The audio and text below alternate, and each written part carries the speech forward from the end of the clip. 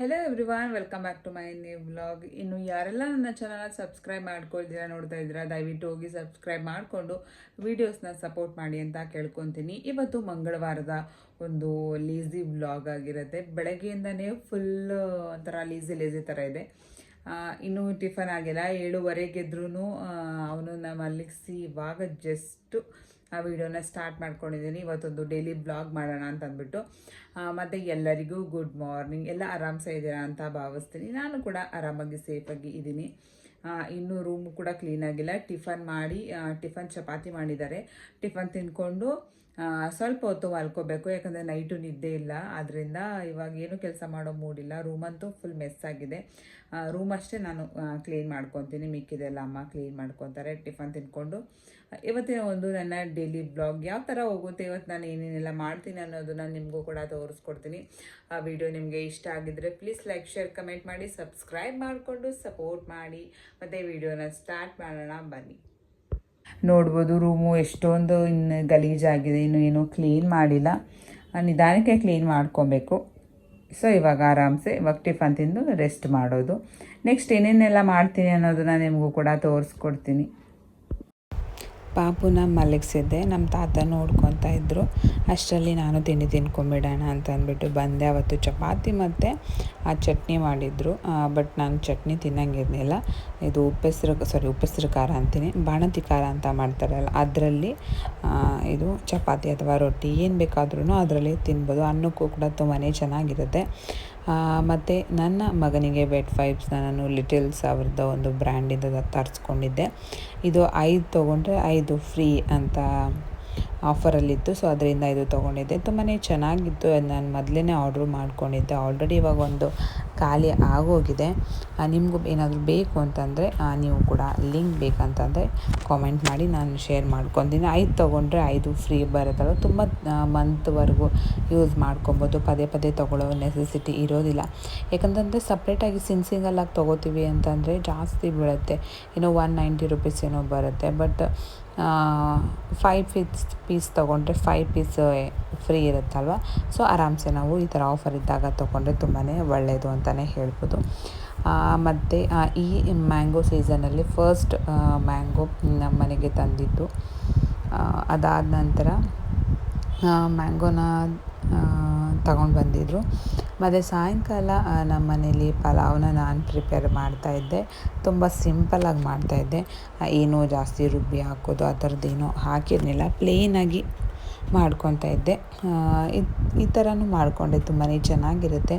ಇವಾಗ ಅನ್ನ ಮಾಡ್ಕೊಳ್ಳೋದ್ಕಿಂತ ಸ್ವಲ್ಪ ವೆಜಿಟೇಬಲ್ಸ್ ಎಲ್ಲ ಏನಿದೆ ಅದನ್ನೆಲ್ಲ ಜಾಸ್ತಿ ಹಾಕಿ ಮಾಡಿಕೊಂಡ್ರೆ ಆಯಿತು. 1 ಪಾಟ್ ರೆಸಿಪಿ ಥರ ಪಟ್ ಅಂತ ಆಗಿಬಿಡುತ್ತೆ. ನಿಮಗೇನೊಂದು 20 ಮಿನಿಟ್ಸಲ್ಲಿ ಆಗೋಗುತ್ತೆ. ಬೆಳಗ್ಗೆ ಬ್ರೇಕ್ಫಾಸ್ಟ್ಗೂ ಆರಾಮ್ಸೆ ಮಾಡ್ಕೊಬೋದು. ನಿಮ್ಗೆ ಯಾವ ಥರ ವೆಜಿಟೇಬಲ್ಸ್ ಬೇಕೋ ಆ ಥರ ಮಾಡ್ಕೊಬೋದು. ಇದಕ್ಕೆ ರುಬ್ಬಿ ಕೂಡ ಹಾಕ್ಕೊಂಡು ಮಾಡ್ಕೊಬೋದು, ಅದು ಕೂಡ ತುಂಬಾ ಚೆನ್ನಾಗಿರುತ್ತೆ. ಬಟ್ ನಾನು ಮಸಾಲೆ ಎಲ್ಲ ಅಷ್ಟಾಗಿ ತಿನ್ನೋಂಗಿಲ್ಲ. ಸೊ ಅದರಿಂದ ಅಷ್ಟಾಗಿ ಅಂತಲೇ ಇದುವರೆಗೂ ನಾನು ಏನು ಮಸಾಲೆ ಏನು ತಿಂದಿಲ್ಲ, ಚಟ್ನಿ ಅದೆಲ್ಲ ಏನೂ. ಸೊ ಅದರಿಂದ ನಾನು ನಮ್ಮ ಮನೇಲಿ ರುಬ್ಬಿಲ್ಲ. ಏನೇ ಪಲಾವ್ ಮಾಡಿದ್ರೂ ಸದ್ಯಕ್ಕೆ ನಮ್ಮ ಮನೇಲಿ ರುಬ್ತಾ ಇಲ್ಲ.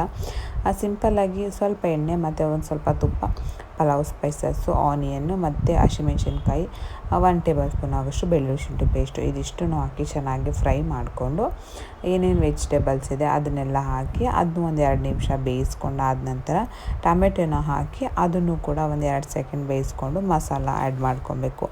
ನಿಮ್ಗೆ ಏನೇನು ಬೇಕು ಮಸಾಲ, ಚಿಲ್ಲಿ ಪೌಡರ್, ಧನಿಯಾ ಪೌಡರ್, ಗರಂ ಮಸಾಲ ಅಥವಾ ಏನು ಬೇಡ ಅಂತಂದರೆ ಬರೀ ಬಿರಿಯಾನಿ ಪೌಡರ್ ಇತ್ತು ಅಂದರೆ ಬರೀ ಬಿರಿಯಾನಿ ಪೌಡರು, ಸಾಲ್ಟ್ ಹಾಕಿ ಚೆನ್ನಾಗಿ ಮಿಕ್ಸ್ ಮಾಡಿಕೊಂಡ್ರೆ ಆಯಿತು. ನಿಜವಾಗ್ಲೂ ತುಂಬಾ ಚೆನ್ನಾಗಿರುತ್ತೆ. ಇನ್ನು ಕ್ಯಾಬೇಜ್ ಇತ್ತು, ಸೊ ಅದನ್ನು ಕೂಡ ಒಂದು ಸ್ವಲ್ಪ ನಮ್ಮಮ್ಮ ಹಾಕಿದ್ರು ಚೆನ್ನಾಗಿರುತ್ತೆ ಅಂತ ಅಂದ್ಬಿಟ್ಟು. ಎಲ್ಲ ಥರ ವೆಜಿಟೇಬಲ್ಸ್ನ ಹಾಕ್ಕೋಬೋದು, ಅದು ಇದು ಅಂತ ಏನಿಲ್ಲ. ಬರೀ ಕ್ಯಾಬೇಜ್ನೇ ಹಾಕ್ಬಿಟ್ಟು ಪಲಾವ್ನ ಮಾಡ್ತಾರೆ. ನಾನು ಆಲ್ರೆಡಿ ಒಂದು ಸಲ ತೋರಿಸಿದ್ದೆ. ಮಾರ್ಕೆಟಲ್ಲಿ ಸಿಗುತ್ತೆ ಒಂದು ಪಲಾವ್ ಅಂತ ಅಂದ್ಬಿಟ್ಟು. ಅದು ಕೂಡ ಅಷ್ಟೇ, ಅಲ್ಲೂ ಕೂಡ ಅಷ್ಟೇ ಸೇಮು. ಬರೀ ಕ್ಯಾಬೇಜ್ ಹಾಕಿರ್ತಾರೆ ಅಷ್ಟೇ, ಬೇರೆ ಏನೇನು ಹಾಕಿರಲ್ಲ. ಟೇಸ್ಟ್ ಮಾತ್ರ ತುಂಬಾ ಚೆನ್ನಾಗಿರುತ್ತೆ. ಆ ಹೋಟೆಲ್ಲು ಕೂಡ ಅಷ್ಟೇ ತುಂಬಾ ವೈರಲ್ ಅಂತಲೇ ಹೇಳ್ಬೋದು. ಮತ್ತು ನಮ್ಮ ಹಸ್ಬೆಂಡು ಅವ್ರ ಮಗನಿಗೆ ಅಂತ ಅಂದ್ಬಿಟ್ಟು ಒಂದು ಪಿಲ್ಲೋನ ಆರ್ಡ್ರ್ ಮಾಡಿದರು. ಇಲ್ಲಾಂತಂದರೆ ಸಿಂಬಿ ಅಂತ ಮಾಡಿಬಿಟ್ಟು ಹಾಕ್ತಾರೆ ಮಕ್ಕಳಿಗೆ, ತಲೆಬೊಡೆ ನೀಟಾಗಿ ರೌಂಡಕ್ಕಿರಲಿ, ಚಪ್ಪೆ ಥರ ಆಗಬಾರ್ದು ಅಂತ ಅಂದ್ಬಿಟ್ಟು. ಸರಿ ಇದೊಂದು ಇರಲಿ ಅಂತ ಅಂದ್ಬಿಟ್ಟು ಇದನ್ನು ತರಿಸಿ ಆರ್ಡ್ರ್ ಮಾಡಿದರು. ಬಂದಿತ್ತು, ಅದನ್ನು ನಮ್ಮಮ್ಮ ಅನ್ಪ್ಯಾಕ್ ಮಾಡ್ತಾಯಿದ್ರು. ಇವಾಗಂತೂ ಯಾವುದೇ ಬಾಕ್ಸ್ ಬಂದ್ರೂ ನಮ್ಮ ಮನೆ ಅನ್ಪ್ಯಾಕ್ ಮಾಡ್ತಾರೆ, ನಾನು ವೀಡಿಯೋ ಮಾಡ್ಕೊಳ್ಳೋದು ಈ ಥರ ಆಗಿದೆ. ಇದು ಪ್ರೈಸ್ ಎಷ್ಟು ಅಂತ ನನಗೆ ಗೊತ್ತಿಲ್ಲ, ಬಟ್ ಕ್ವಾಲಿಟಿ ಎಲ್ಲ ಚೆನ್ನಾಗಿದೆ. ನನಗೂ ಕೂಡ ತುಂಬಾ ಇಷ್ಟ ಆಯಿತು. ಬಟ್ ಅಂತಂದರೆ ಏನು ಅಂತಂದರೆ ನೈಟೆಲ್ಲ ಕಂಟಿನ್ಯೂಸ್ ಆಗಿ ಮಲಗಿಸಿದ್ರೆ ಮಕ್ಕಳಿಗೆ ತಲೆನೋವು ಬರೋ ಚಾನ್ಸಸ್, ಅಂದರೆ ಬುರುಡೆ ನೋವು ಬರ್ಬೋದು ಅಂತ ನಾನು ಸ್ವಲ್ಪ ಹೊತ್ತು ಮಾತ್ರ ಇಟ್ಟಿರ್ತೀನಿ. ನಾನು ಫಾಲೋ ಮಾಡ್ತಾ ಇರುವಂತಹ ಒಂದಷ್ಟು ಬೇಬಿ ರಿಲೇಟೆಡ್ ಟಿಪ್ಸ್ಗಳನ್ನ ನಾನು ಇವಾಗ ಶೇರ್ ಮಾಡ್ಕೋಬೇಕು ಅಂತ ಇಷ್ಟಪಡ್ತಿದ್ದೀನಿ. ಯಾಕಂದರೆ ತುಂಬ ಜನಕ್ಕೆ ಇದು ಯೂಸ್ಫುಲ್ ಆಗ್ಬೋದು, ಮತ್ತು ತುಂಬ ಜನಕ್ಕೆ ಗೊತ್ತಿಲ್ಲ, ನನಗೆ ಇವಾಗ ಗೊತ್ತಾಗಿದೆ. ಸೊ ನಾನು ನಿಮ್ಮ ಜೊತೆ ನಾನು ಶೇರ್ ಮಾಡ್ಕೊತಾ ಇದ್ದೀನಿ. ಮೊದಲಿಗೆ ಸ್ನಾನ ಮಾಡಿಸಿದ್ಮೇಲೆ ಮಕ್ಕಳಿಗೆ ಸಾಂಬ್ರಾಣಿ ಹೋಗಿ ಕೊಡಬಾರ್ದಾ ಅನ್ನೋದೊಂದು ಕ್ವಶನ್ ಮಾರ್ಕ್ ಎಲ್ಲ ಹೊಸದಾಗಿರುವಂಥ ಒಂದು ಮಾಮಿಸ್ಗಳಿಗೆ ಇರುತ್ತೆ. ನಿಜವಾಗ್ಲೂ ಅದನ್ನು ಕೊಡಬಾರ್ದು. ಯಾಕಂದರೆ ಹಳೆ ಕಾಲದಲ್ಲೆಲ್ಲ ಕೊಡ್ತಾಯಿದ್ರು, ಅದು ಆವಾಗ ಅಡ್ಜಸ್ಟ್ ಆಗ್ತಾಯಿತ್ತು. ಬಟ್ ಇವಾಗಿನ ಮಕ್ಕಳಿಗೆ ಅದು ಅಡ್ಜಸ್ಟ್ ಆಗ್ತಾ ಇಲ್ಲ, ಸ್ವಲ್ಪ ಕಫ ಆಗೋ ಥರದ್ದೆಲ್ಲ ಆಗ್ತಾಯಿದೆ. ಸೊ ಅದರಿಂದ ಡಾಕ್ಟರ್ ಹೇಳ್ತಾರೆ ಅದೆಲ್ಲ ಕೊಡೋದು ಬೇಡ. ಸಪೋಸ್ ಕೊಡಬೇಕು ಅಂತ ಏನಾದರೂ ಇದ್ದರೆ ಕೆಂಡ ಬರುತ್ತೆ ನೋಡಿ, ಆ ಕೆಂಡನ ಬರೀ ಬಿಸಿ ಮಾಡಿಕೊಂಡು ಅದರ ಒಂದು ಅಬೇನ ಒಂದು ಮಕ್ಕಳಿಗೆ ಕೊಟ್ಟರೆ ಸಾಕಾಗುತ್ತೆ. ಅದಾದಮೇಲೆ ಸೆಕೆಂಡ್ ಒನ್, ಮಕ್ಕಳಿಗೆ ಪೌಡರ್ನ ಅಪ್ಲೈ ಮಾಡಬಾರ್ದಾ ಅಂತ ಇನ್ನೊಂದು ಸೆಕೆಂಡ್ ಕ್ವಶನು. ಅದು ಏನಂತಂದರೆ ಅಂದರೆ ಸ್ವಲ್ಪ ಮಟ್ಟಿಗೆ ನಾವು ಅಪ್ಲೈ ಮಾಡಿದ್ರೆ ಏನು ಪ್ರಾಬ್ಲಮ್ ಆಗೋದಿಲ್ಲ. ಬಟ್ ನೆತ್ತಿಗೆಲ್ಲ ಜಾಸ್ತಿ ಹಾಕೋದು ಈ ಥರದ್ದೆಲ್ಲ ಹಾಕಿದಾಗಲೂ ಕೂಡ ಮಕ್ಕಳು ಉಸಿರಾಡುವಾಗ ಆ ಪೌಡರ್ ಏನಾಗುತ್ತೆ ಹೊಟ್ಟೆ ಒಳಗಡೆ ಹೋಗಿ ಅದು ಕೂಡ ಕಫ ಆಗೋ ಚಾನ್ಸಸ್ ಇರುತ್ತೆ. ಸೊ ಅದರಿಂದ ಆದಷ್ಟು ಸ್ವಲ್ಪ ತಕ್ಕ ಮಟ್ಟಿಗೆ ನಾವು ಅವಾಯ್ಡ್ ಮಾಡಬೇಕು. ಮತ್ತು ಕಣ್ಕಪ್ಪೆಲ್ಲ ಯೂಸ್ ಮಾಡ್ಬೋದಾ ಅಂತ ಇನ್ನೊಂದು ಕ್ವಶನು. ಮತ್ತು ಅದು ಕೂಡ ಕೆಮಿಕಲ್ಲೇನೆ. ಆದಷ್ಟು ಹಣೆಗಿಟ್ಟರೆ ಬೆಸ್ಟು. ಮಿಕ್ಕಿ ಕೆಣ್ಣೆ ಅದು ಇದು ಕೈಗೆಲ್ಲ ಅದೆಲ್ಲ ಇಡೋದು ಬೇಡ, ಅದರ ಅವಶ್ಯಕತೆ ಇಲ್ಲ ಅಂತ ನನ್ನ ಒಂದು ಅನಿಸಿಕೆ. ಯಾಕಂದರೆ ಕೈಗೆಲ್ಲ ಹಾಕಿದ್ರೆ ಅದನ್ನ ಮಕ್ಕಳು ಅದನ್ನ ಜಬ್ತವೆ, ಮತ್ತು ಅದು ಕೆಮಿಕಲ್ ಒಳಗಡೆ ಹೋಗುತ್ತೆ. ಸೊ ಅದರಿಂದ ಅದು ಕೂಡ ಬೇಡ ಅಂತಲೇ ಹೇಳ್ಬೋದು. ಜಸ್ಟ್ ಹಣೆಗೆ ಇಕ್ಕಿದ್ರೆ ಸಾಕಾಗುತ್ತೆ. ಅದಾದ ನಂತರ ಇವಾಗಿನ ಮಕ್ಕಳಿಗೆ ಏನಾಗುತ್ತೆ ಅಂದರೆ ಜಾಂಡಿಸ್ ಅನ್ನೋದೊಂದು ಕಾಮನ್ ಆಗಿರುತ್ತೆ.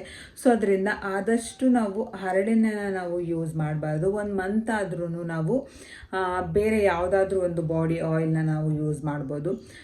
ನಾನು ಸದ್ಯಕ್ಕೆ ಯೂಸ್ ಮಾಡ್ತಾ ಇರೋದು ಬಾದಾಮ್ ಆಯಿಲ್ನ ನಾನು ಯೂಸ್ ಮಾಡ್ತಾ ಇದ್ದೀನಿ. ನಾನು ಕೂಡ ಹರಳೆಣ್ಣೆನ ಯೂಸ್ ಮಾಡ್ತಾ ಇಲ್ಲ. ಹರಳೆಣ್ಣೆ ತುಂಬ ಒಳ್ಳೆಯದು, ಬಟ್ ಜಾಂಡಿಸ್ಗೆ ಅದು ಅಡ್ಜಸ್ಟ್ ಆಗೋದಿಲ್ಲ, ಜಾಸ್ತಿ ಆಗೋ ಚಾನ್ಸಸ್ ಇರುತ್ತೆ. ಸೊ ಅದರಿಂದ ಅದನ್ನು ಅವಾಯ್ಡ್ ಮಾಡೋದು ತುಂಬ ಬೆಸ್ಟ್ ಅಂತಲೇ ಹೇಳ್ಬೋದು. ಇದಿಷ್ಟನ್ನು ಕೂಡ ನಾನು ಫಾಲೋ ಮಾಡ್ತಾ ಇದ್ದೀನಿ ನನ್ನ ಒಂದು ಬೇಬಿಗೆ. ಮತ್ತು ನೆಕ್ಸ್ಟ್ ಏನಾದರೂ ನಾನು ತಿಳ್ಕೊಂಡಿರೋದನ್ನು ನಿಮಗೆ ತಿಳಿಸ್ತೀನಿ. ಯಾಕಂದರೆ ತುಂಬ ಜನಕ್ಕೆ ಇದು ಕನ್ಫ್ಯೂಸ್ ಇರುತ್ತೆ. ಮತ್ತು ಇವಾಗ ಸಮ್ಮರ್ ಆಗಿರೋದ್ರಿಂದ ದಿನ ಸ್ನಾನ ಮಾಡಿಸೋದು ಬೆಸ್ಟ್ ಅಂತಲೇ ಹೇಳ್ಬೋದು. ಆದಷ್ಟು ಮಕ್ಕಳು ಫ್ರೆಶ್ ಅಪ್ ಆಗಿದ್ದರೆ ಆರಾಮ್ಸೆ ನಿದ್ದೆನ ಮಾಡ್ತವೆ, ಇಲ್ಲ ಅಂತಂದರೆ ಅವಕ್ಕೂ ಕೂಡ ಇರಿಟೇಷನ್ ಆಗುತ್ತೆ. ಇದಿಷ್ಟು ನಾನು ತಿಳ್ಕೊಂಡಿರೋ ಅಂಥದ್ದು. ಇನ್ನೂ ಏನಾದರೂ ತಿಳ್ಕೊಂಡಿದ್ರೆ ನಾನು ನೆಕ್ಸ್ಟ್ ವೀಡಿಯೋದಲ್ಲಿ ನಾನು ಶೇರ್ ಮಾಡ್ಕೊತೀನಿ. ಮತ್ತು ಈ ಟಿಪ್ಸ್ ನಿಮಗೆ ಯೂಸ್ ಆಗಿದೆ ಅಂತ ಭಾವಿಸ್ತೀನಿ. ಇಷ್ಟ ಆಗಿದರೆ ಪ್ಲೀಸ್ ಲೈಕ್, ಶೇರ್, ಕಮೆಂಟ್ ಮಾಡಿ, ಸಬ್ಸ್ಕ್ರೈಬ್ ಮಾಡಿಕೊಂಡು ಸಪೋರ್ಟ್ ಮಾಡಿ. Love you all.